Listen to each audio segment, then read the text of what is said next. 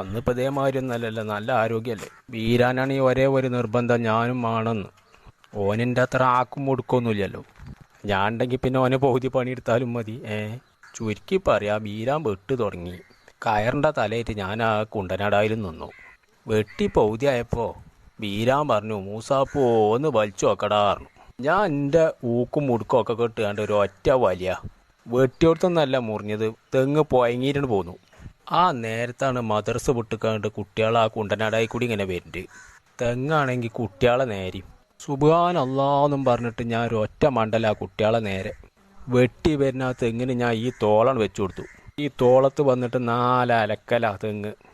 ഇവിടെ അമർന്ന് കടന്നതിന് ശേഷം ഞാൻ കുട്ടികളോട് പറഞ്ഞു, നിങ്ങൾ അടി കൂടി പെയ്ക്കോളി പറഞ്ഞു. ഇതിന് ശേഷം ഞാനൊരു ഒറ്റ ഇടല തെങ്ങ്. അതൊക്കെ ഒരു കാലം.